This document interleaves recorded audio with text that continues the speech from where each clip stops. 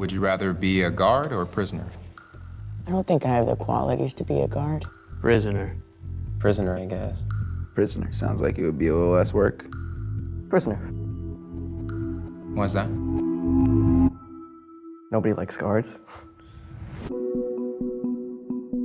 Good afternoon, gentlemen. This experiment will be an extension of my research into the effects prisons can have on human behavior. You're gonna be pleased to know that you all have been chosen to be the prison guards. But under no circumstances whatsoever are you to physically assault the prisoners in any way. So remember, just as you were watching the prisoners, my graduate staff and I will be watching you. All right, gentlemen, we're gonna have ourselves a lot of fun. Rule number 1, prisoners must remain silent. This is an exercise period. Okay, is it just me, or are these guys taking this thing a bit too seriously? Why don't you give me 20 push-ups? Look at this guy. Thinks he's John Wayne or something. You address me as Mr. Correctional Officer. This might be an interesting 2 weeks after all. Why don't you make up your bunk, 8612? I did, Mr. Correctional Officer. Well, that's not what I see. Hey, what are you doing? It's just me now!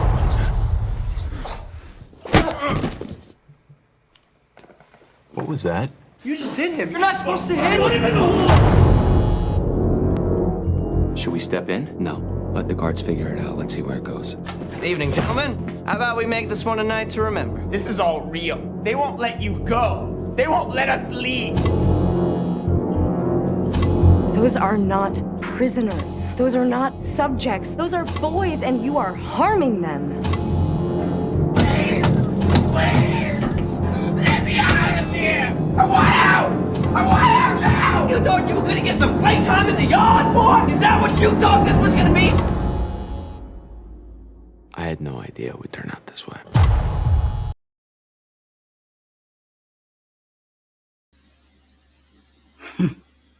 Good evening. Hello. Good to see you guys. I played that trailer for that movie because it's based on a real story, and we're going to talk about some of the experiments that have happened throughout the country. I am trying a new studio tonight, so you guys let me know if I'm choppy or if it sounds okay or if you see everything okay. I would love to hear you. Yeah, sorry, Kari. Oh my, yes. Oh my. So yeah, I'm trying this new studio. So I might be a little distracted trying to figure out what I need to do, but welcome to Questions Worth Pondering. Oh, good. I'm glad it sounds and looks good. Oh, awesome. That's awesome. And you guys can see the chat on the screen from YouTube, from Rumble, from X, if you all want to comment on this as well and share your thoughts with each other. Anyway, there's a lot going on in the world, so here's what I'm going to do. I feel like I need to talk about some of the current events. There is a lot going on. There's stuff going on with Iran and Israel, with Tyler Perry, with what was going on in Minnesota, which is where I'm at, and the Democrats acting all crazy with the immigration stuff. So I think what I'm going to do is start with some current events. I'll try to get through them quickly because I do want to talk about society and our culture and how. Here's the question worth pondering tonight. How is it that people can very quickly conform to society when they try to normalize craziness? That's my question worth pondering tonight. I might not have the answers. I'm going to try to attempt to answer that question, but I also want to point out the fact that it happens to everyone, including us, I feel like. And just have a chat about that. So I want to see, can I go in full screen mode so I can, there we go. Then I can see your chats better. Yeah, so yeah, Kari, I do hope it's a good show. I did start like that, not to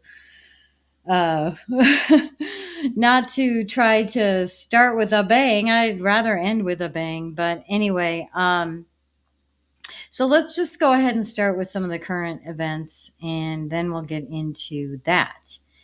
And I don't even know if I can cover it all in one show. There's a lot to cover. So I'm going to just start with some of the. I'm just pulling my screen a little closer so I can see it better. Oh, there's a lot to go through, and I don't know if I have all this in the right order because I was rushing to get a whole bunch of stuff in before the show started after work. So I'll just start at the top of my list in my bookmarks here. So I think Missy or someone in chat, I can't remember who, posted this. And I'm going to pull up Catherine Herridge on X. This is really interesting considering, I want to pause her video because I just want to play part of it. But there's a whistleblower that worked for the State Department, and he refused to sign off on some stuff that was done. It was a safety thing, I believe. He refused to sign off on something. And actually, let's just listen to her asking him about this. And it's interesting because there have been other whistleblowers recently that came forward, but let's listen to him first. Is this government testing record a smoking gun? I don't know if you can hear it. It is. Who would have the authority to remove references to directed energy exposure? The State Department and CIA. Why was... Okay, he's saying the State Department and the CIA. His voice is very low, and what I meant to do is go into my video editing software and turn his voice up so we could hear it really well. But basically, there's a couple of things that he covered with her. This is a 12-minute interview, so I'm not going to show it all. But basically, there was like a government cover up on safety, first of all, for where he was stationed. He was in the I can't remember, like Lithuania and a few other Baltic countries. And he was making a claim that he had direct energy weapons targeted against him and his family. And he wouldn't sign off on safety issues to say that the levels were low. And so he came to find out later that the safety was signed off on with his signature, but he wasn't the one who signed off on it. And so he's saying that there's some kind of fraud going on in the government. Somebody signed his name. That's not his signature. His signature doesn't look anything like it. But then his medical records were changed as well. They took out the word direct energy weapon. They changed it from the government to being paid for by a university. So there's some shenanigans going on, and I highly recommend you guys go and watch this. It's right on Catherine Herridge's X account, and it's really interesting information because we've recently had other whistleblowers come forward to talk about these direct energy weapons and the impacts they're having on their health. Now, this guy said, he wouldn't care if it was just him impacted. He said, I probably wouldn't be sitting here talking to you, to Catherine. He said, but His family also has health issues because of that, and his son in particular is having issues with headaches, with his eyesight and vision, and all kinds of symptoms from that. And he was able to measure the energy from these weapons. And anyway, he talks a lot about this. I could go on and on. This could be a whole show, and maybe it will be in the future. But I highly recommend you guys go and watch this. And because I want to get through all the breaking news quickly, I'm going to continue. Howard Lutnick had posted, and I don't think a lot of people are talking about this, but there's been a lot going on with Trump trying to get a deal with Japanese steel company. And he's got an agreement with them. It's kind of a big deal. This big, huge steel company has agreed to move their headquarters to Pennsylvania. Then they have a part of the agreement, or part of the presidential executive order, gives Trump a lot of say in how that company is going to operate, because it's a foreign country. And so one is where he can say, no, you can't relocate. And outside of the United States. Let's see. He's got a list here. The perpetual golden share, this was called golden share, prevents any of the following from occurring without the consent of the president. So they can't relocate their headquarters from Pennsylvania. They cannot domicile outside the United States. They can't change the name of the company from U.S. Steel to anything else. They can't reduce, waive, or delay the $14 million of near-term investments into U.S. Steel. They can't transfer their production or jobs outside the United States. They can't close or idle plants before specific time frames. And then they're not allowed other protections, or there's other protections regarding employee salaries, anti-dumping, raw materials, and sourcing outside the U.S., acquisitions, and more. So he made quite a deal there with the steel company. He knows that manufacturing is about to boom in the United States, and so this is a big deal. And I just wanted to call that out. Another fun thing. I love this one. This is poor Adam Schiff. Adam Schiff, he always tries to put his voice out there and acts like he knows what's going on with everything, and acts like he's a part of everything. But this is hilarious. From The Storm Has Arrived, and he says that Adam admits he can't get intelligence briefings anymore. So let's watch this. In terms of whether the administration should go further and engage in direct hostilities against Iran, that's not something I support. Can you guys hear that video, or is it just me? Do I have my sound down low? Can you guys hear this video? Now, I have to caveat that by saying I have not been able to get recently an intelligence briefing.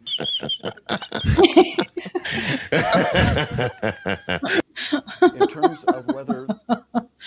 Oh, so funny. He can't get his intelligence briefing. Poor Shifty Schiff.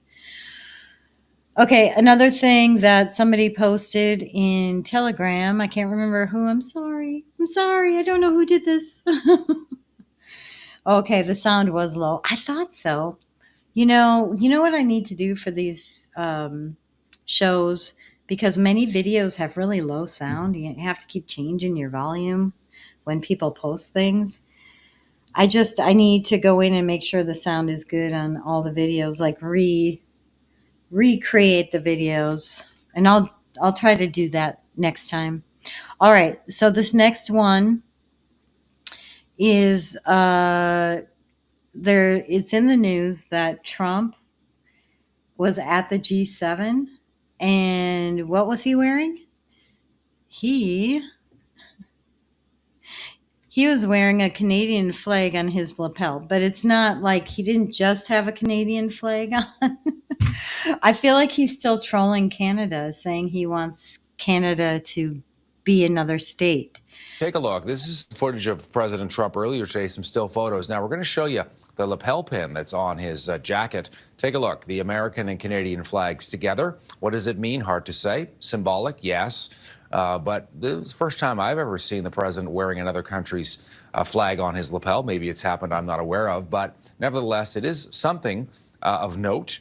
And of course, this kind of stuff, we don't want to read too much into it, but it is certainly interesting.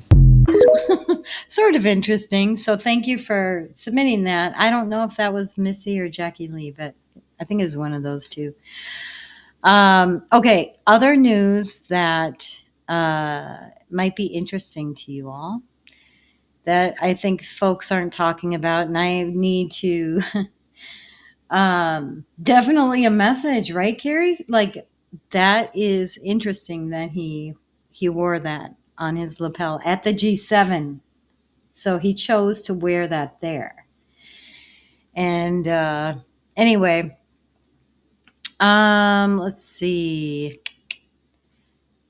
Trying to see which one I want to pull up first. Okay. So I don't know if you remember, but Trump was trying last month to get Tina Peters released from prison. He posted that she's innocent. She's a political prisoner. She's being unjustly punished and all of that. So, and she was actually, if you recall, for the 2020 election, 2020, there's a law in Colorado that election records have to be kept for so long, and they were all going to be deleted because there was a software update that was going to be applied to the machines. And Tina Peters took everything and put it on a hard drive to be saved so that the records could be saved for the lawful amount of time.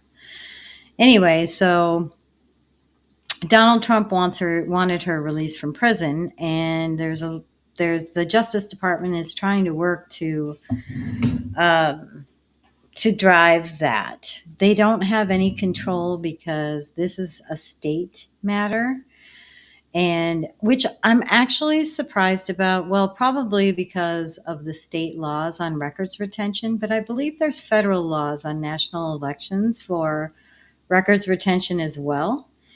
And so I'm wondering if DOJ is planning on looking into federal laws related to this case, because news that just came out recently is that the U.S. Justice Department was demanding the Colorado Secretary of State, Jenna Griswold, turn over all records related not only to 2024, but also 2020 federal elections. So, many experts are calling this unprecedented. But if, hey, Wielding Excalibur, thank you for joining us. But many experts are calling this unprecedented. So what's interesting, though, is what they turned over to the DOJ is all records that are public. And that's it. And they said, so we haven't heard back from the DOJ, so we'll wait and see if they respond, saying that because they were so vague in their request, so they sent them anything that was public, and that was it. So like the public records, I think, have some voter rolls or like the aggregated data from the voting results, that kind of stuff. So we'll have to see what happens here.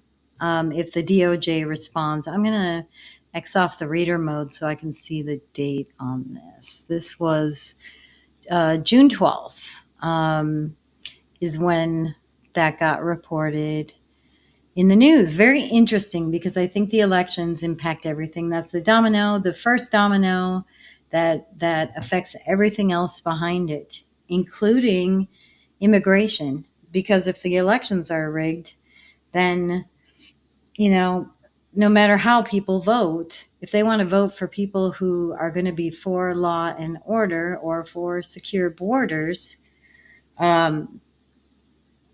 then having rigged elections just is not going to allow us to have the people's choice for who to vote for everything. Your senators, your congresspeople, the laws that get passed, the president, everything. Everything's impacted by this. And so I think this is a big deal. Okay, more stuff that maybe you haven't heard of is Elon Musk. I don't know if you remember that his son became transgender. Well, and I'm shocked by New York Post calling it his trans daughter and saying she. But this, his son, trans son, who used to be called Xavier, or I don't know if you pronounce it Javier or whatever, is now Vivian. She denounced his politics and all of that. But anyway, she was on stage at the Bellwether in downtown LA strutting. I just did it. He was on stage Friday night at the Bellwether in downtown LA, blocks away from the scene of the riots and unrest. Anyway, strutting his stuff. So, so his son is in the news here for that, but I'm just bringing this up because I feel like the whole trans movement is related to the society and culture that they're trying to push as normal. And anyway, so how do you pronounce, is it Xavier or is it Javier? I don't remember. But this happened, when was this? 2022, so 3 years ago, he became trans, I guess, or announced it, whatever. Announced that he's changing his name to Vivian. So, and this, I think, originally I found on Disclosed TV. Yeah, which links off to, I think, that New York Post. And speaking of Elon, he posted this, and I was a little annoyed with it just because, I think everything with his rockets and stuff is really cool, but he posted no gods or kings, only men. And it's like, no, it's only God. It's just, Xavier, thank you, Kari. I appreciate that. Thank you. I'm like, I don't know how to pronounce his name. Anyway, no, it's only God and then men. Only through God can men do such things, right? Anyway, I might have more stuff with Elon. Do I have more stuff with Elon? Yeah, I do. So Elon has been accused in the news of, I don't know if you guys, whoopsie, I'm trying to get used to this new studio here. Did it go? Okay, there it goes. Okay, let me know if that was choppy, that transition. But anyway, so if you recall with Elon having that little tiff with Trump and putting stuff out there, and anyway, mainstream media was trying to tell him that, or trying to tell us that he takes certain drugs and that he was acting irrationally because he has whatever these drugs in his system to help him with anxiety and depression or something like that. Yes, all by the grace of God wielding. That's exactly right. Anyways, so Musk went and he took a drug test. So, I gotta switch scenes here. So he went and took a drug test to show that he didn't have anything in his system. They were wondering if he was taking other drugs or whatever, saying he acts irrationally, all of that kind of stuff. Anyway, so he took a drug test, and then he invited the media to do the same. So here it says, Elon Musk publicly challenges the New York Times and Wall Street Journal to take drug tests and publish the results. Oh, that was pretty funny. I don't know if you guys saw that, but I thought that was pretty funny. And then real quickly, because it's a nothing burger, but Kristi Noem was taken to the hospital. She had an allergic reaction. And I know, like, people are probably like, oh my gosh, they made a big deal of her going to the hospital for an allergic reaction. But I'll tell you, depending on what it is, and by the way, I hope they don't announce what she's allergic to, because I think some shenanigans could happen where they try to have her have another allergic reaction. But I will say this. Some people have very serious allergic reactions and can die from things that happen to them. My brother is deadly allergic to bee stings. So, some people with their allergies, if they don't get immediate medical attention, could potentially have serious problems. So I'm glad she's okay. But that happened today. And another judge is playing activist judge here, saying that the cuts that Trump wanted to make to the National Institute of Health were illegal. And the judge is saying that it's because Trump doesn't like the programs and because they are DEI programs. Well, guess what? Guess what, Judge?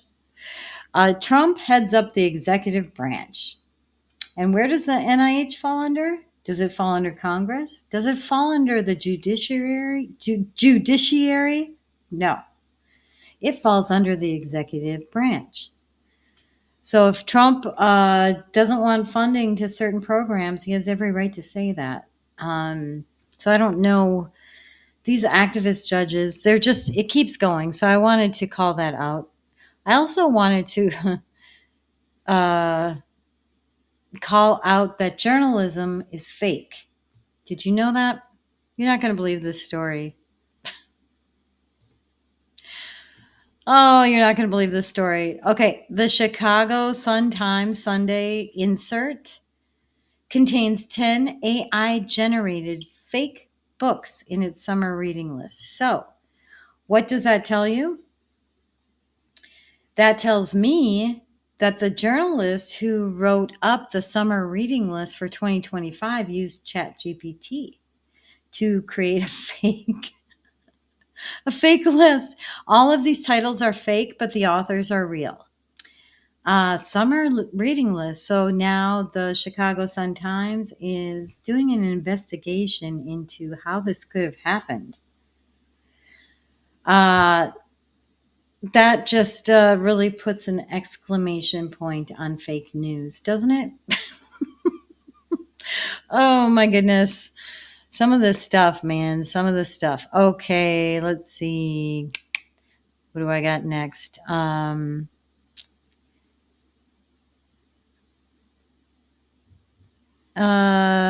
Okay. Yeah, I want to get into Trump and Iran, but I want to cover some of this miscellaneous stuff first. Okay. So, you guys know how the left always has boomerangs when they do stuff. Yeah, that is called, hey, Faster Pill, I'm glad you're joining us.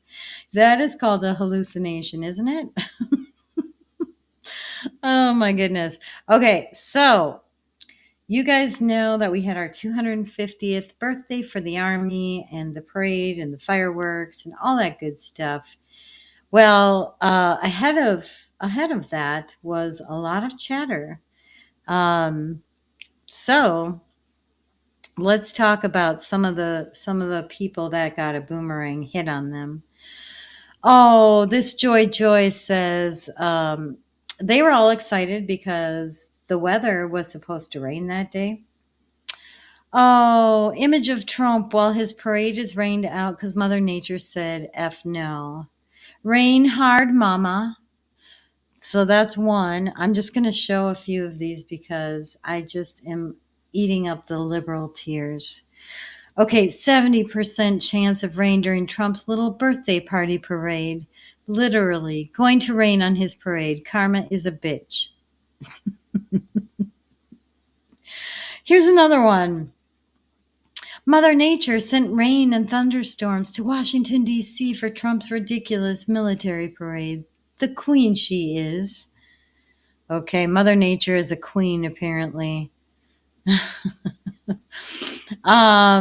Okay.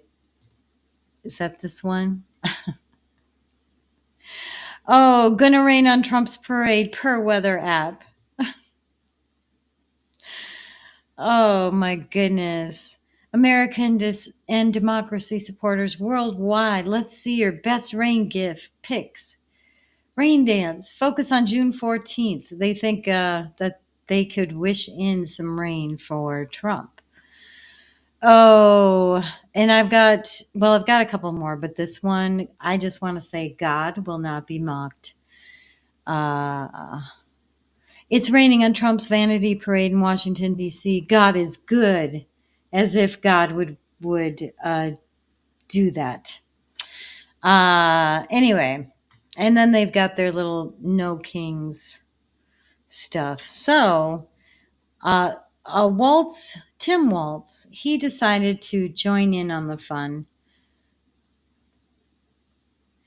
And I hate that this auto plays and I don't have sound. Okay. Let's listen to Tim Waltz, bless his heart. In there that we don't need this, and this is not Pyongyang on a Saturday. So I'm just going to confess too, and might get me in trouble, whatever. I have never so hoped for rain in my life. In there that we don't need this. It was supposed to rain. They gave it a 100% chance of rain, and it didn't rain at all. It was beautiful. And so I asked if they gave it 100% chance, right? 100% it was going to rain like crazy, and it didn't rain at all. How did they predict 100 years out and 50 years out or 200 years out? They didn't do too well, the weather people, last night, but it was beautiful. Oh, don't you love that boomerang? I just love it. I love that boomerang. Okay.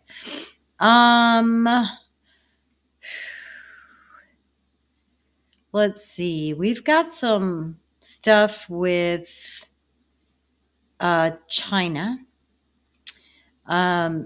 First of all, Trump is going to sign an order extending TikTok again for another 90 days. So I wonder what's going on there, because this was in the news today. And there is that law that we have to ban TikTok. So it's going to be, and I think the law says unless an American company purchases it or controls it or something like that. If you guys can remember, you can throw it in chat. But he signed an executive order to extend it another 90 days. If you recall, he did that before. And related to some of the China tariffs, so he must be working out some major stuff with China. Toy companies are not happy with the Trump tariffs, so they're trying to sue Trump, and I really don't think this is going to work. because I think didn't SCOTUS already say he has the right to tariff under the emergency powers law? So anyway, this will be interesting. And a lot of toys are made in China. A lot of products that are not critical products are made in China. Some critical ones too. Like, look what happened during COVID. They had control of a lot of the, masks and some medicines and stuff like that. So more to come on that. I just found this to be interesting. And also interesting, which just came out that someone in Telegram chat tipped me off to, is that the FBI gave Congress intelligence on alleged Chinese plot to create fake mail-in ballots in 2020. So this is interesting that this is coming up and being released and unclassified related to this at the same time that DOJ is asking for Colorado election information from 2024 and 2020. And this is news about China working to impact the elections. So basically what the FBI is saying and showing is that Chinese did a ton of information gathering through TikTok to find people that likely wouldn't vote and get their real information. They were able to get people who had authentic, real IDs, their addresses, and create a bunch of fake IDs of these people, but with Chinese names. So they used real addresses, real people's names, so they'd show up on the voter rolls. But I don't know how China can predict who's going to vote and who's not, but that's what they did, probably using AI, and had a bunch of people who are living here go vote when they do not have citizenship to be able to vote. So they were showing that, and they were mailing in their ballots. So what is being said is that China thought, oh, we're going to do mail-in ballots. It will be really easy to do this. Now, I don't know if you guys recall, but back in 2020, I think there was reporting of these ballots that came in from China that went from like Pennsylvania down to all these different states by the truckloads full. So, I don't know if that's related or what's going on there, but this is interesting news coming up. And all right. We have some good news too. Really good news. Which I should put on Department of Winning. So the Trump administration says blue-collar wages are rising fastest in more than 50 years. So the Trump administration says that gains made by blue-collar workers in the first few months since the start of his presidency began in January, and their wages are going up as well. So that's super cool. I'm really excited. Carrie, that is a good point. Doesn't that mean we can confiscate their holdings here? And we're back to China. Like all the farmland they own next to our military bases. You know what? That is an excellent point. And they run TikTok out of China. Otherwise, that probably could be confiscated as well. But interesting. I think there's some interesting chess going on as it relates to China because of the election and the ballots and the tariffs and TikTok. There's a lot going on. Yes, he did. He actually signed an EO about that, I believe, in his first term, if I'm remembering correctly. Did he sign a new one too? Because who knows what Joe Biden undid. But let me know if there's a new one for this term. Or if that one still stands, because I wouldn't know the number or how to look it up. And here's another one. Trump, the NAACP, they're trying to make big news here. Trump derangement syndrome is just silly. But the NAACP announced President Trump will not be invited to the 116th National Convention, like he cares. But they're making a big deal out of it because they said, for the first time in 116 years, the sitting president of the United States will not be invited. Oh, that would have been such an important thing for him to attend. There are so many things he's dealing with right now. I don't know that he cares. But yeah, the TDS is real. We have a lot of TDS stuff. Oh my gosh, you guys. I don't even know how I'm going to get through everything that I want to get through, because I'm going to cover this next one. I have a lot of TDS that I'm going to cover that's going to feed into the social conformity and our culture and all of that. But this one I have to cover because it's out today. So Tyler Perry is being sued for alleged sexual assault and battery by the Oval actor. So Derek Dixon, who acts in some of Tyler Perry's productions, claims he repeatedly made unwanted sexual advances. And a lawyer for Perry says the filmmaker is being shaken down. Now, there is a lot to talk about here, because some people are saying that the Diddy folks are going to try to take down Tyler Perry. But at the same time, I don't know if you guys remember, I think it was a couple of years ago. I'm just going to bring these up. So Christian Keys was, a lot of people were suspecting that Christian Keys, when he put out a video like a year ago or a year and a half ago, that he was talking about Tyler Perry. So let's pull that up, because I had to go search X, and there's actually people talking about it because of this news that came up. So I found some random person on X.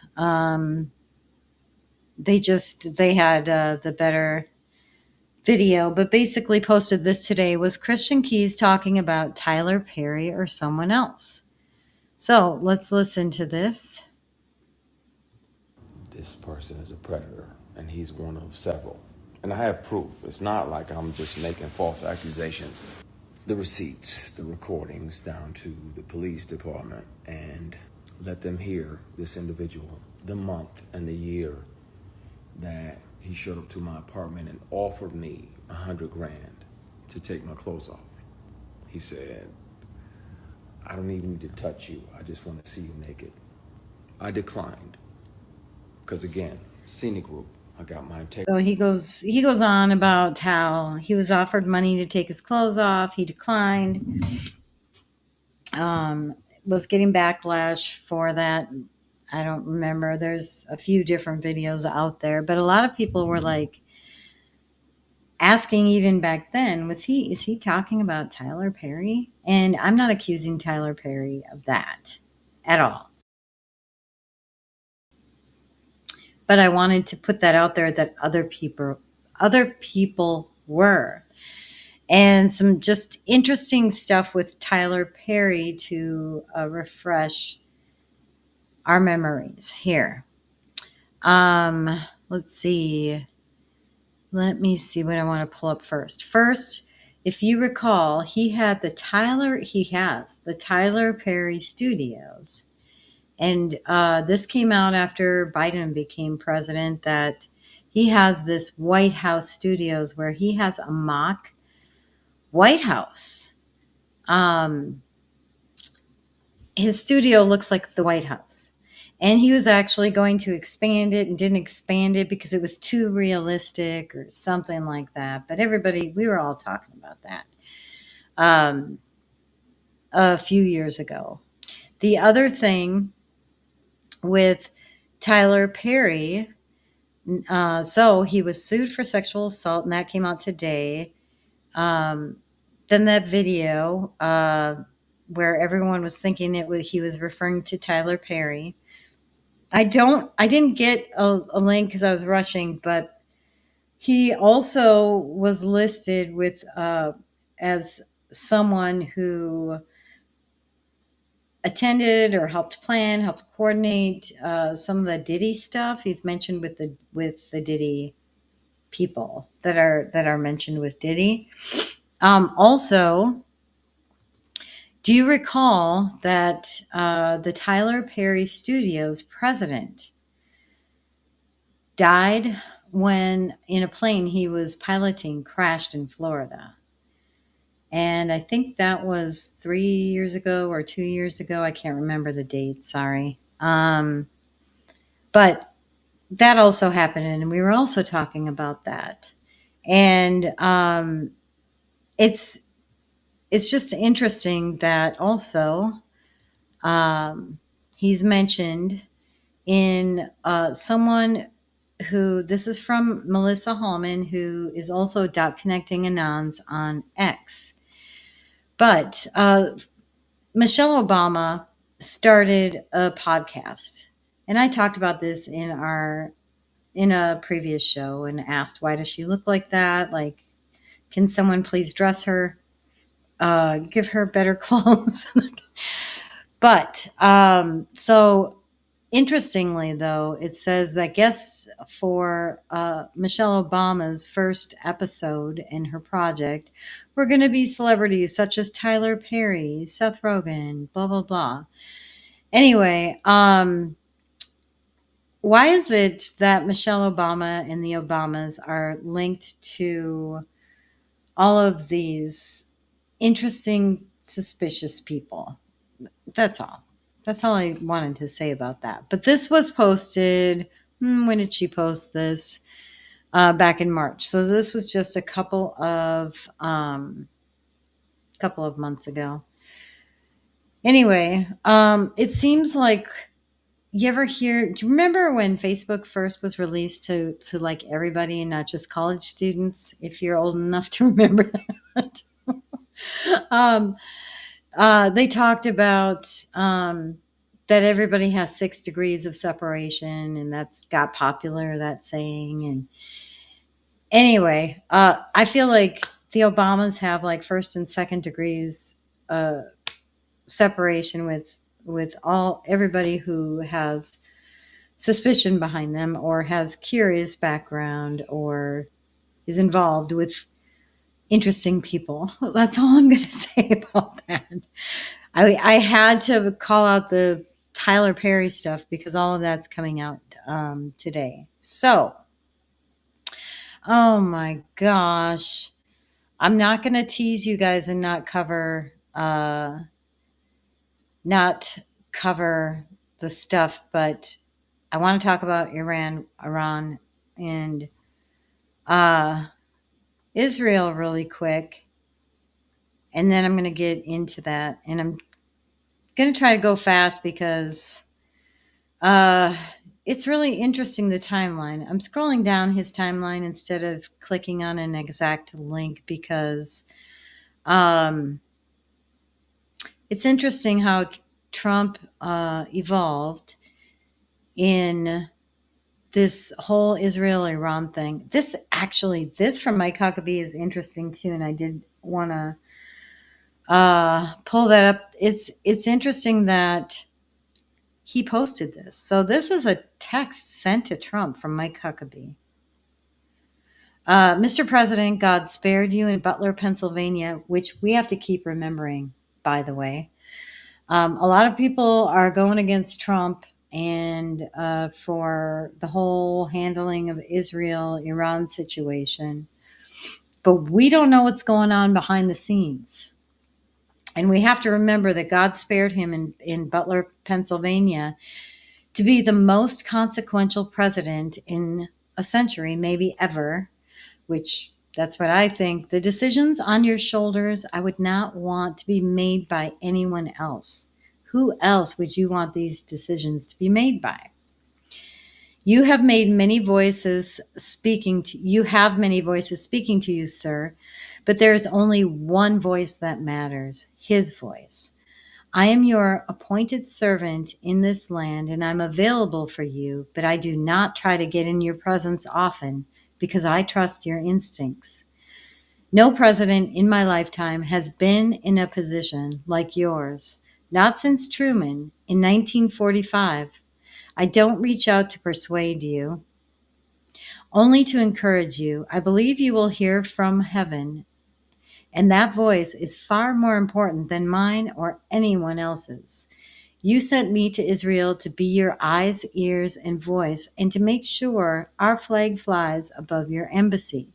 My job is to be the last one to leave. I will not abandon this post. Our flag will not come down. You did not seek this moment. This moment sought you. It is my honor to serve you, Mike Huckabee. Whew. That was quite the text from Mike Huckabee. Pretty powerful. Very powerful. Okay, so let's see where this is going to start. He posted a bunch. Okay, I think it's right here, actually. I'm just going to double check to make sure. Okay.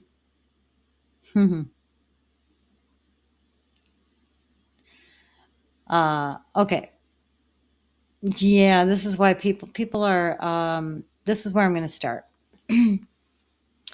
Somebody please explain to kooky Tucker Carlson that Iran cannot have a nuclear weapon. It's interesting. A lot of people are making like a big deal that he is talking about Tucker. I didn't see what Tucker posted about Iran. So I will check that before I have any opinion on that matter. I'm going to show you this, and then I have to show you. Oh, I hope that I have that. Iran. Yes. Yes. I have something else I want to show on X because there are influencers on X that are just bashing Trump and demanding everybody that's MAGA bash Trump. And I'll show that to you. America first means many great things, including the fact Iran cannot have a nuclear weapon. So here he is stressing that Iran cannot have a nuclear weapon. My concern is that Netanyahu is convincing him that Iran was imminent to have a nuclear weapon. There are warmongers out there. I don't think Mike Huckabee is one of them, but I think Mike Huckabee also believes the powers that be that are out there, their intelligence agencies and Netanyahu. And I have nothing against Israel or the Jews, not at all. They're beautiful people. So I just want to stress that. So, okay, so next, then he says that Macron was wrong and the mainstream media were wrong to say that he was coming back after just one day at G7 to negotiate a ceasefire. So he's saying, no, it's bigger than that. And if you saw what he posted today, it's kind of interesting. We don't know what's going on. I have not reached out to Iran for peace talks. So he's saying fake news is fake news. Then he's posting what other people are memeing, which we don't need to show that. All right, we're going to get past this. He posted about China. Okay. Then he posted, we know exactly where the so-called supreme leader is hiding. He's an easy target, but is safe there. We're not going to take him out. So he's basically informing Iran, we're not going to kill you, but you are in a pretty safe place. So, wink, wink, we know where you are. At least not for now. So he's got to keep him on the edge of his seat, right? But we don't want missiles shot at civilians or American soldiers. So if you notice, Israel's attacks have been at nuclear facilities, not in civilized populations, whereas we saw that Iran was firing missiles at the general population in Tehran. And I think that pissed Trump off because there wasn't a military strike. It was a retaliatory strike trying to get to the most populated area in Israel. That's just my opinion. I think that really pissed Trump off because they weren't fire with fire. They're doing bad war games. So then we see this today, unconditional surrender. So in other words, we're not negotiating with you, Iran. You need to surrender now. Now that you've pulled that out of your pants, that's what you need to do. You need to surrender. And I think that might be all I wanted to cover, except, yep. Okay, so let me show you one really interesting thing, a video from the Crown Prince in Iran. The Crown Prince of Iran.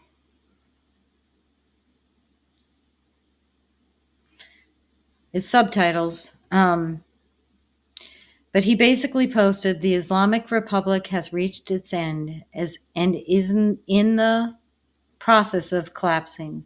When he says the Islamic Republic, he's speaking of Iran. Khomeini, like a frightened rat, has gone into hiding underground and has lost control of the situation. What has begun is irreversible. The future is bright, and together we will pass through this sharp turn in history. Iran was also saying they are going to fight to the end and they're not giving up their nuclear program. Anyway, so he did a video, and I'll just pull it up real quick. We don't have to watch the whole thing, but he also said again that the Islamic Republic has come to its end and is collapsing. همیهنانم جمهوری اسلامی به پایان خود رسیده و در حال سقوط است. خامنه‌ای همچون موشی هراسان زیر زمین پنهان شده و کنترل اوضاع را از دست داده است. آنچه آغاز شده برگشت ناپذیر است. آینده روشن است و ما با هم از این پیچ تند تاریخ عبور خواهیم کرد. So I thought that was really interesting. I'm just like, whoa. And then Trump retruthed this. So remember I said some influencers are bashing Trump and insisting others do as well? Well, Laura Loomer is one of those people. And so let's see what she says first.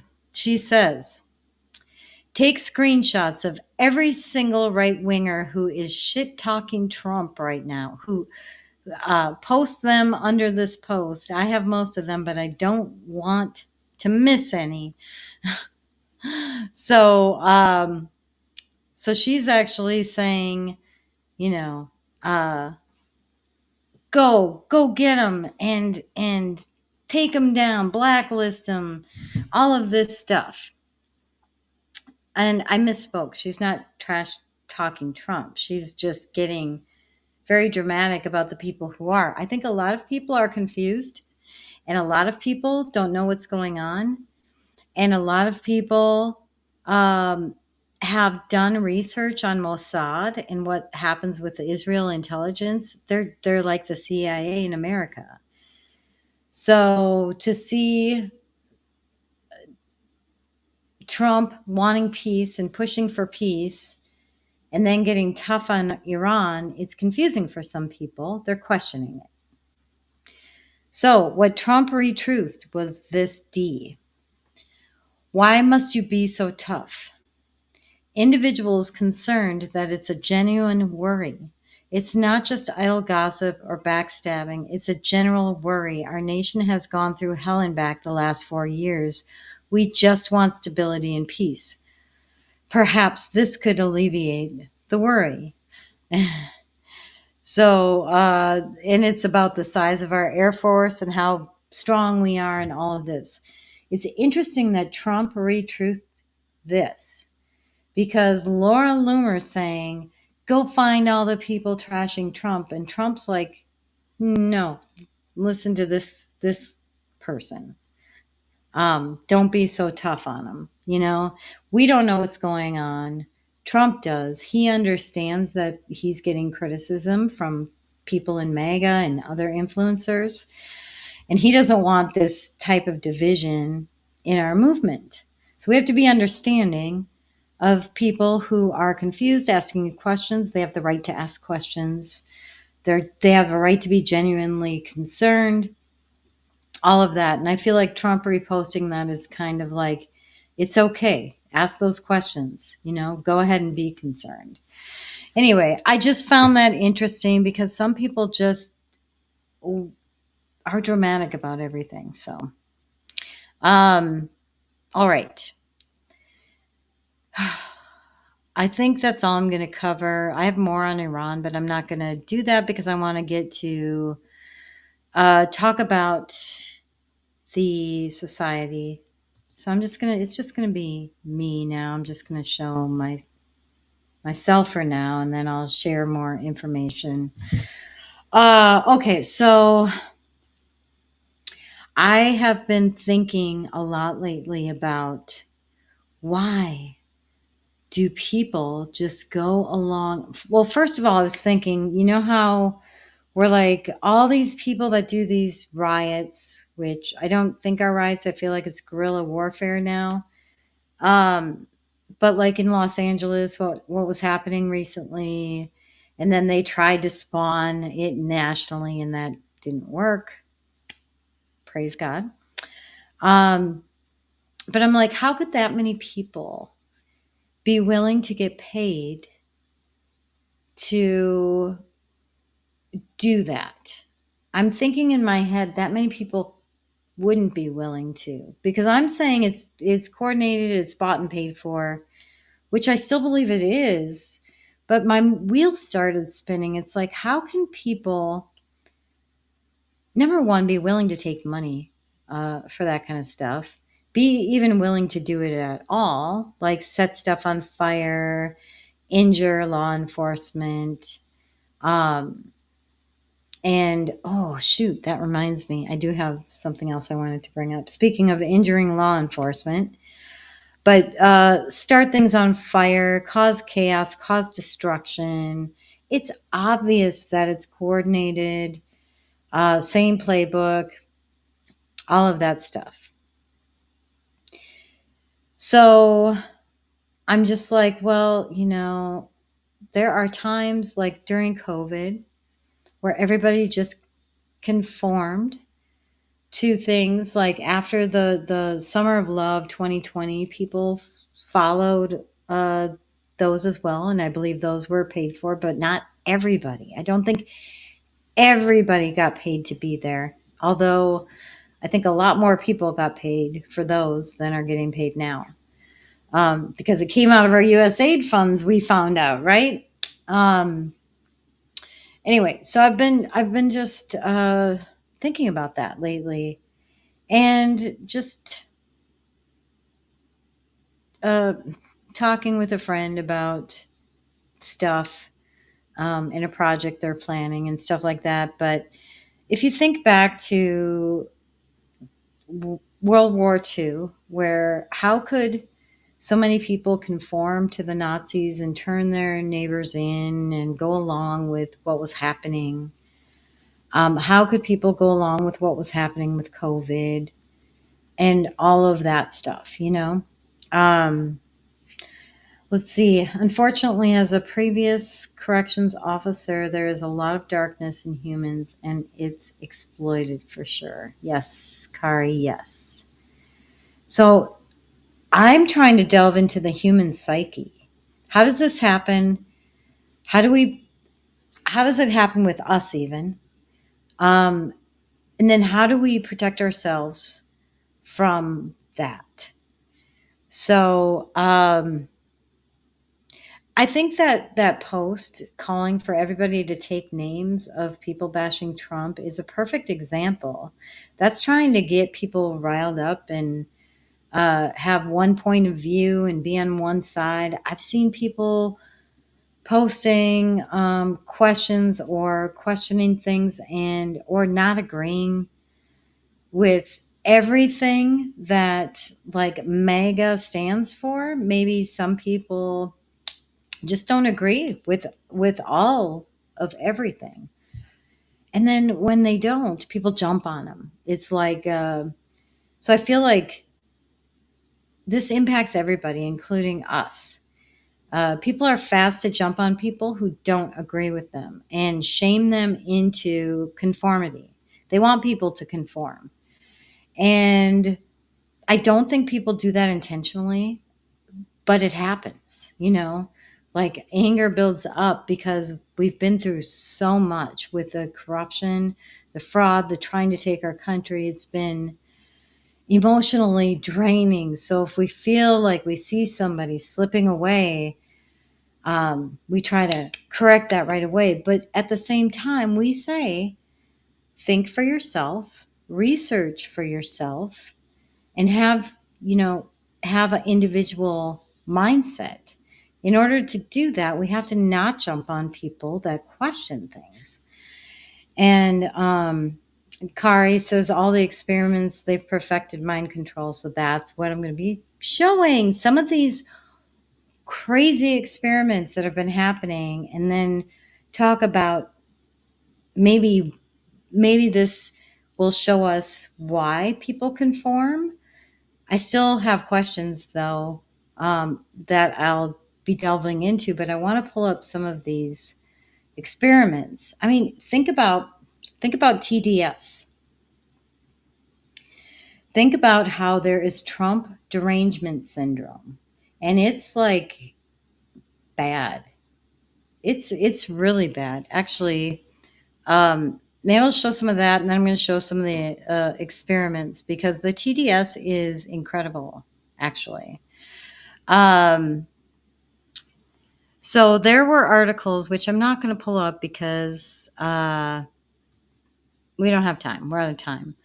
But there were articles from like CNN and others in the media before it got so bad saying, what is Trump derangement syndrome? How to avoid Trump derangement syndrome?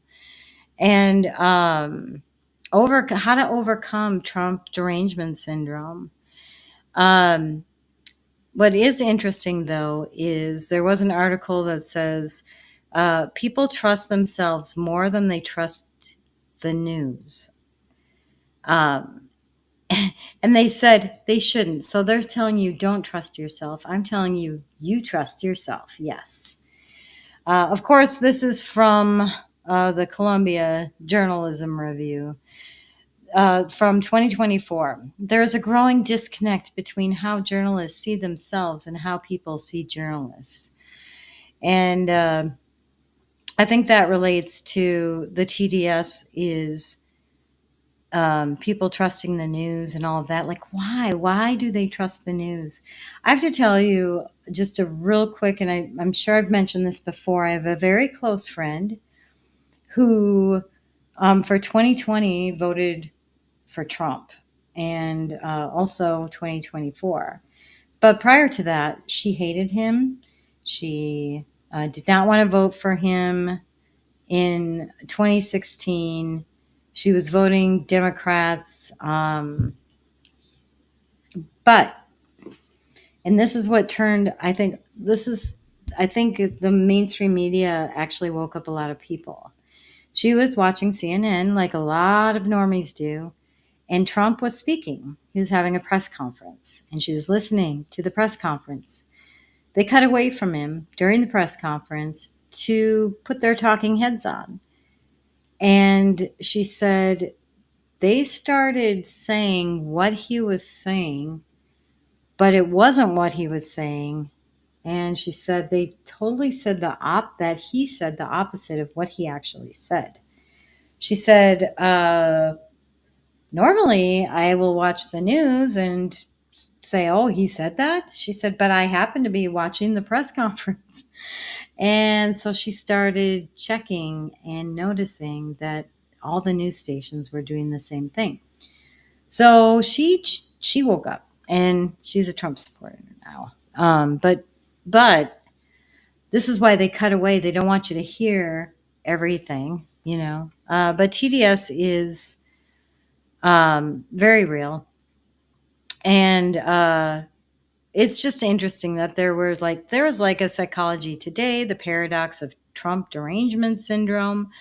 One of the cool things before we get into, and Trump even talked about Trump derangement syndrome recently, Minnesota lawmakers, Minnesota in the news again, and it's not because I live here. Okay, Republican lawmakers in Minnesota want to, here in the state, add Trump derangement syndrome as an official mental illness. The bill aims to change our state's definition of mental illness to include a form of criticism of the current president. Hannah Flood joins us from the Live Center with the details on this. Is a bill that's getting... So Minnesota lawmakers, the Republicans, are putting forth a bill. This was from 3 months ago. To make Trump derangement syndrome a mental health illness. It is. It's a little crazy.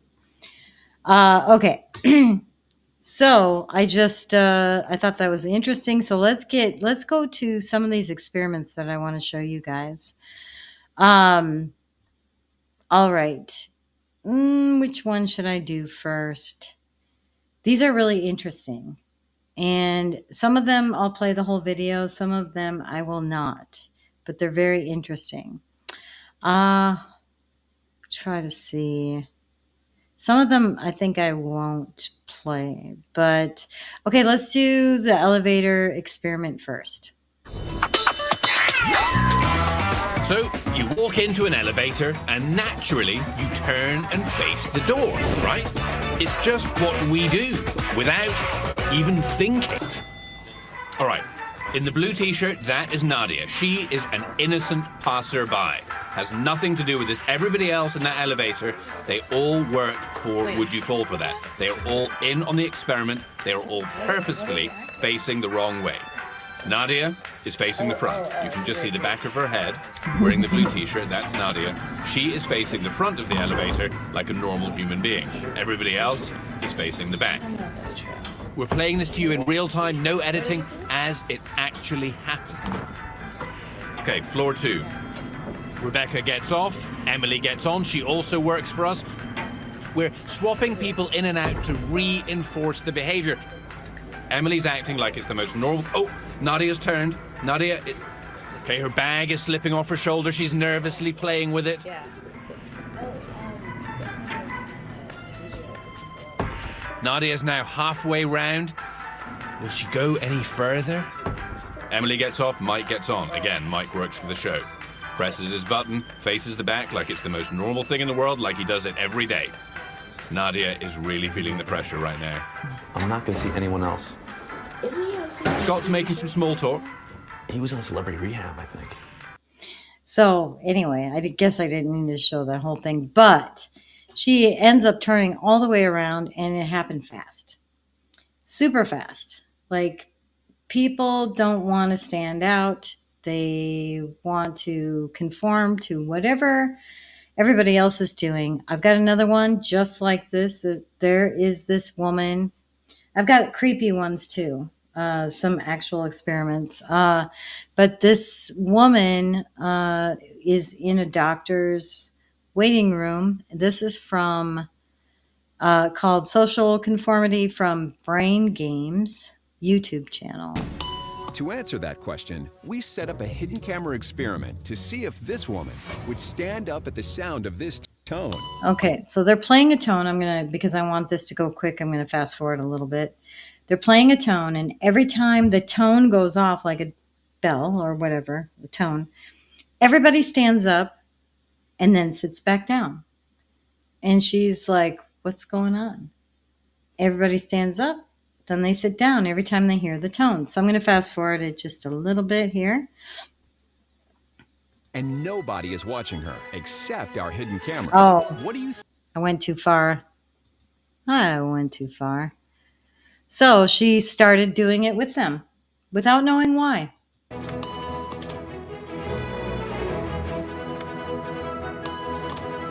And then they started taking the people out until she was alone.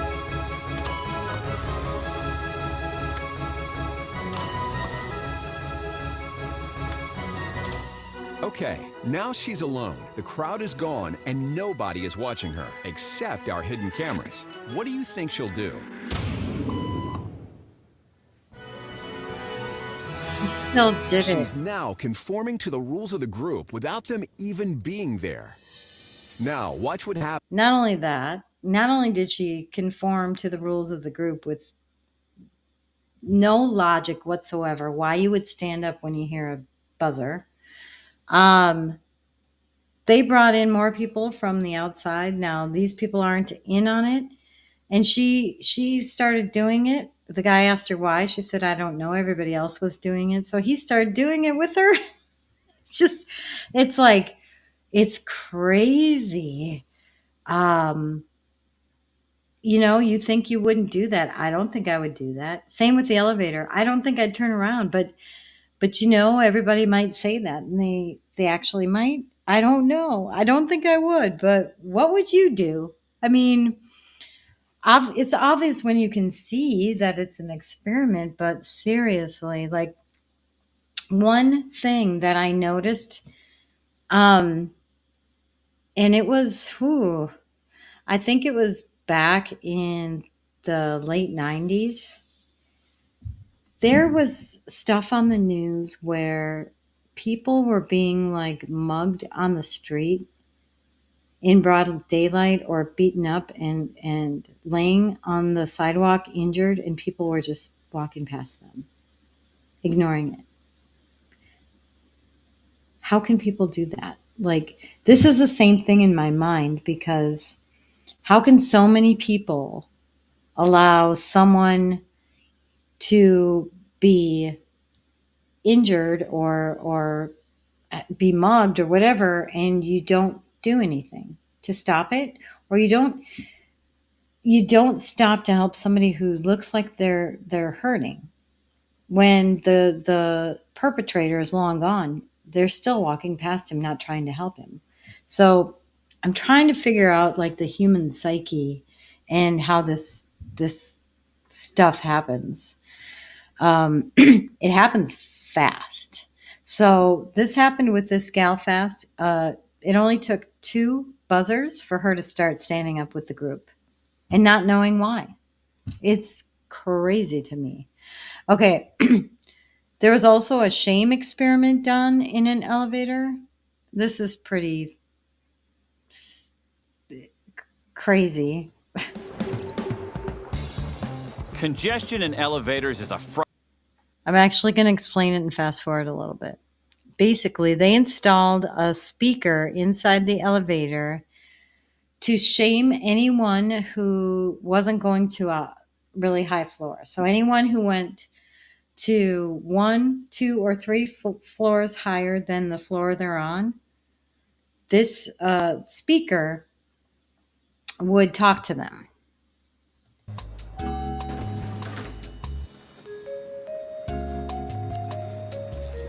It's only a short walk to your floor. Please exit and take the stairs. I hope I'm not getting off first. I'll be like, really? I was supposed to walk. It's only a short walk. So first they did a really nice message, okay? And people just laughed at it. But then they made it a little more mean. So, explain this. They should be ashamed of taking the elevator to the second floor. Please exit and take the stairs. That's new. So they laughed at it at first, then they changed it. Shame can be a powerful motivator to change people's behavior. Do you notice what he just said? Shame can be a powerful motivator to change people's behavior. Shame. Shame them into it. I'm going to go past here because he gives examples of how judges did sentences to shame people. Okay, so then they changed it to be a little more mean. And here the people go in again. Hey, lazy, take the stairs. So they changed it to say, hey, lazy, take the stairs. I think this is great. I think it's absolutely outstanding. Hey, lazy, take the stairs. I think that was aimed at me. Hey, lazy, take the stairs. Okay. Hey, lazy, take the stairs.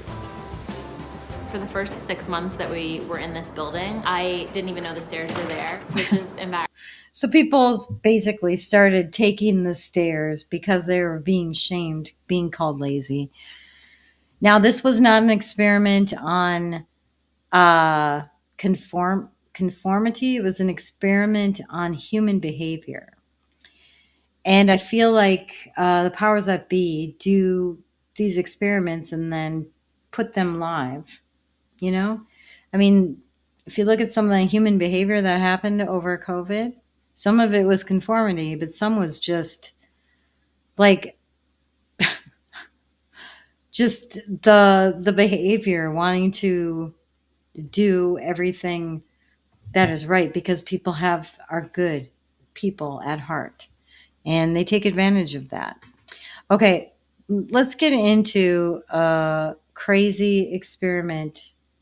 You guys might have heard of this. I'm not sure if you have or not. One of the experiments that I'm not going to go over because I used it as an intro video was at a university, Stanford University, actually. It's called the Stanford Prison Experiment. I'll pull up their website, but basically, there is the Stanford Prison Experiment took college kids and they got a group of volunteer college kids, offered them $15 a day if they would be a part of this experiment. And they got a group of them and they split them into two groups without any criteria for splitting them into groups. They questioned them, asked them, okay, we're going to do an experiment on prisoners and guards. And would you rather be a prisoner or a guard? You know? Anyway, they split them into two groups. And it was supposed to be a 2-week experiment. The first day, day one, things started going bad. So what happened was half of the kids were deemed to be prison guards and half the kids prisoners. They had to dress like prisoners. The prisoner guards had to dress like guards. There were rules that the guards could not harm the prisoners, but otherwise, treat them as, guards treat prisoners. They didn't give them a lot of guidance. We'll just say that. So, first, the guards told the prisoners they had to strip their clothes and wear these uniforms. Then they told them they could no longer refer to themselves as their name. They had to refer to themselves as a number. And they all laughed about it. And the guys playing the prison guards, snapped at them when they started laughing, and they got surprised or whatever. They started acting as if it were real. They felt like it was reality. And anyway, the guys playing prison guards got felt very powerful very quickly and became very evil very quickly. And the prisoners who played the prisoners conformed very quickly and followed orders very quickly and were emotionally impacted by the whole experiment. So it was a sad experiment. What happened is a couple of guys wanted to not participate in the experiment anymore, and the guards were telling them, you have to, you can't leave. And so they felt like they were actually in prison, and then the school had to let them out because they said, I don't want to participate anymore. But one guy was crying and said he needed to see a doctor, and they were forcing all the prisoners to talk to a priest. And there was just a lot of, they were making them do push-ups. They were making them wear chains. It was horrible. It was horrible, actually. They had to close it down after 6 days because it was getting out of hand. So even the professor who was running the experiment didn't stop them from doing some things that were against the rules. One of the kids hit another kid with a baton, and he didn't do anything about it. He was playing the role of warden, and he said even the power was getting to him. He could feel it. And finally, he shut it down because his wife said, what in the heck are you doing? This is not right. You got to stop this. The kids started feeling like it was reality. And it was crazy how fast that happened. So, Kari,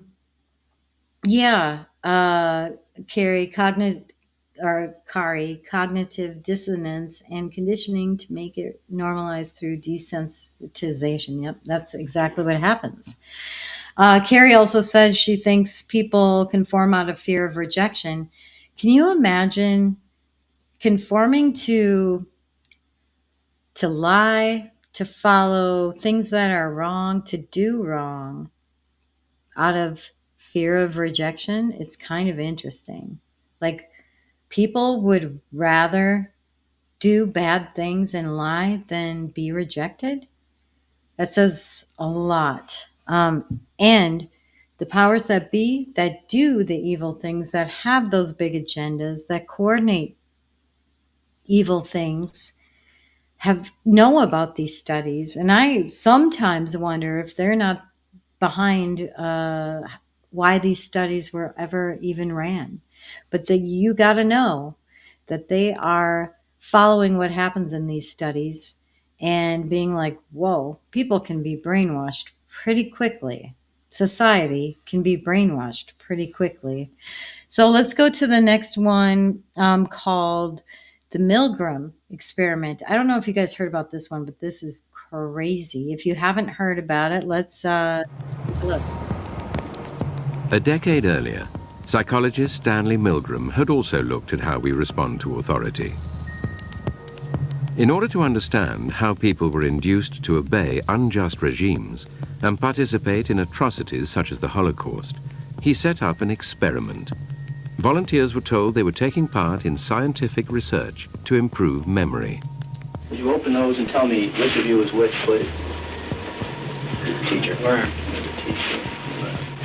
Separated by a screen, the teacher would ask the learner questions in a word game and administer an electric shock when the answer was incorrect. He was told to increase the voltage with each wrong answer. Cloud. Horse. Rock. House. Answer. Wrong. 150 volts. Answer. Horse. Oh. Experiment. That's all. Get me out of here. Get me out of here, please. Continue, please. Go right on. I refuse to go on. Let me out. Refuses to go on. The experiment requires you continue, teacher. Please continue. Participants didn't know that the learner was really an actor and the so-called shocks harmless.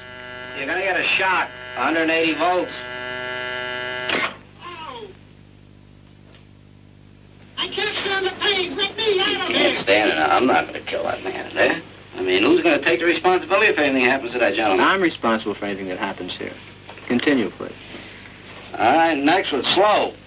walk, dance, truck, music.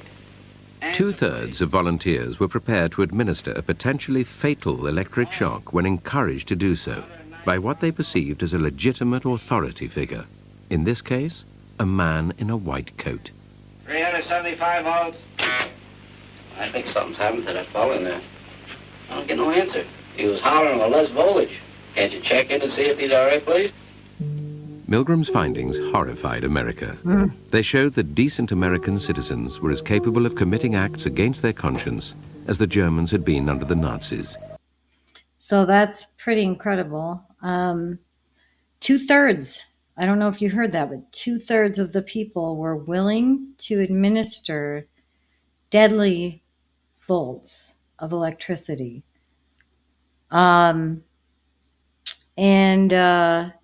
Quickly, look at how quick, like, he's like still doing it, even though he's questioning it, right? So,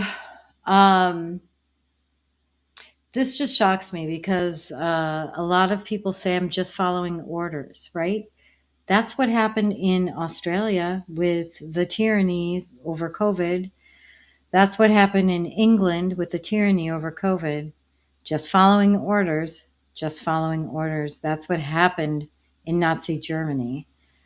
And so it bothers me that people will follow orders so quickly. And it's fascinating but sad. It's crazy to me, and I still want to know why. I still want to know why.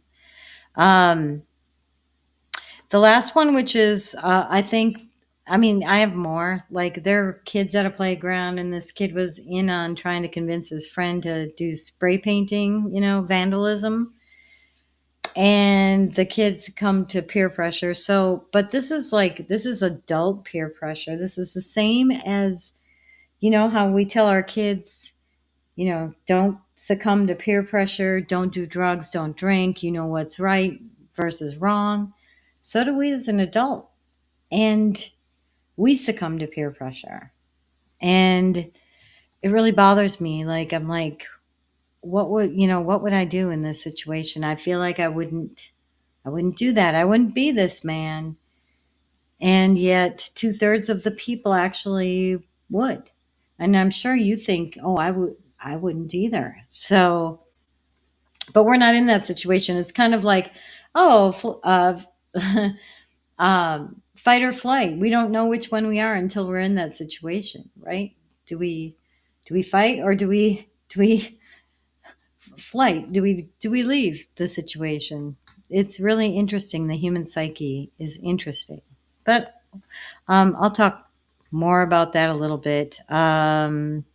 Okay, this last one, I think I'll just show this last one, and then we'll get closing it up. I do want to show Trump with the TDS stuff, but I feel like TDS is the same thing. It's conforming to fit into your group. Because I was always wondering, how could, most Democrats are like middle of the road, blue collar Democrats, reasonable. They just may have different values or different ways of looking at things. But then you see, like, or at least society wants you to believe that that the radical beliefs are actually what the mainstream Democrats believe, and it's not true. But I feel like some people feel like they have to go along because they're part of that group or whatever. Okay, we've got another one, and then we'll talk more about that. The Ash experiment is one of psychology's oldest and most popular pieces of research. A volunteer is told that he's taking part in a visual perception test. What he doesn't know is that the other participants are actors, and he's the only person taking part in the real test, which is actually about group conformity. Please begin. The experiment you will be taking part in today involves the perception of line length. Your task will be simply to look at the line here on the left and indicate which of the 3 lines on the right is equal to it in length. So, for example, if you The actors have been told to match the wrong lines. The volunteer will be monitored to see if he gives the correct answer or if he goes along with the opinion of the group and gives the wrong answer. In the first test, the correct answer is 2. 1. 1. 1.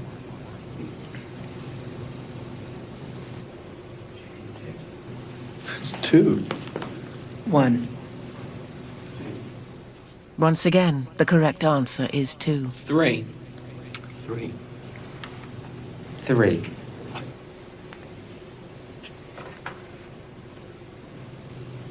3. 3. The ASH experiment has been repeated many times, and the results have been supported again and again. We will conform to the group. Again, we're very social creatures. We're very much aware of what the people around us think. We want to be liked. We don't want to be seen to rock the boat. So you can find this experiment. It's been done with other people, other kids, and the kids do the same thing. We're willing to lie in order to conform to our peers. And, I don't know if it's about being a part of the group or the tribe mentality or the high, being a part of that. Or is it not wanting to stand out like a sore thumb? Or is it fear of being ridiculed? I mean, there could be different things that I don't know. But yeah, that was an interesting one.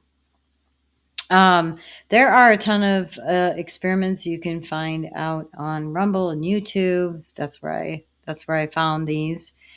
But the thing that bothers me about all of this is just that it's happening today, and we've been told to trust the science, the experts, the mainstream media, and all of that got infiltrated. I really pray that, because it's still there, they're still doing it. You can still look and see mainstream media bashing. You can turn on The View, they're bashing Trump every day. Propaganda is so obvious when we see it.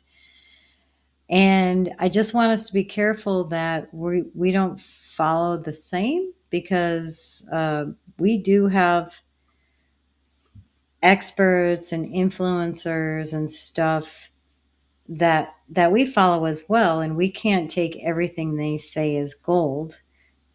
Or we also can't assume that Trump is imperfect. He is going to make some mistakes, and that's okay.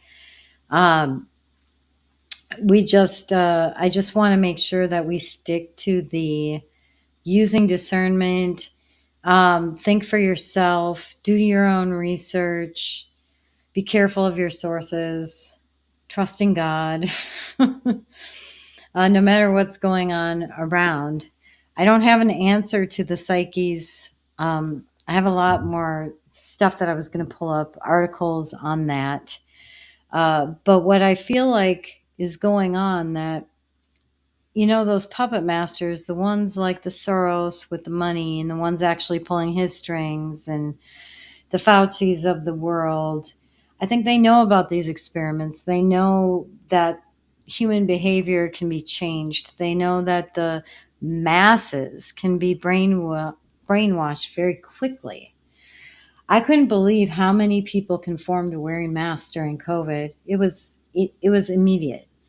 How many people conform to being 6 feet apart? Like, what's magic about 6 feet? How many people took the vaccine with all the warnings about the health issues and how it wasn't tested, and let their children take it as well, because they're afraid of losing their job or not being able to go to school or not being able to get into a college.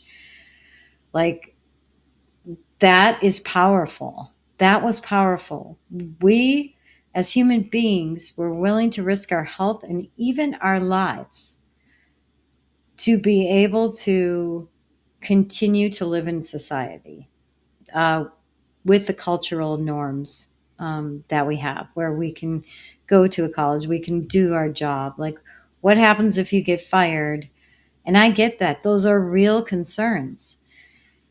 Oh, but at the same time, like, oh, one thing I didn't show, that there were some experiments that also showed, you know how they say, and there were several that showed that 2/3 of all people are going to go with the flow and not try to like ruffle the feathers or however.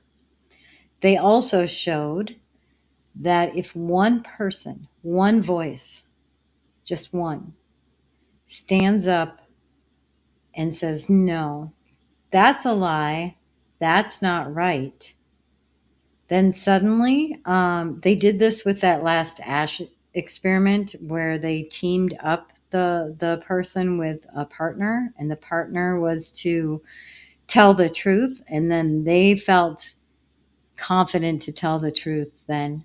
But if just one person speaks out, it makes others feel like they have permission to also not go with the flow. And that's very critical. That is contagious. So it's up to us to stand up and use our voice, but also acknowledge and recognize, like, do some self-reflection. When we do the same thing, we have to do that. And use our discernment and be the one to stand up so that other people feel like they have permission to speak out or to not follow the crowd. I think a lot of this is getting exposed. I think we need to expose it so more people can see it, like share those types of videos with normies. Will totally take those videos in because they're not political. It's about mind control. It's about conformity. It's about society and culture. Those are very shareable. So I will definitely post those videos. I don't know. What do you guys think might be some other solutions? I think the question of how or why this happens still hasn't been answered. I think they try to make assumptions, but until we can figure that out, I think we need to work together to try to prevent this from happening again. There can be another COVID put out there. I mean, they hint at that. Remember, they started talking about monkeypox. They tried to make a big deal about the bird flu. And, they still try to make a big deal about COVID. So,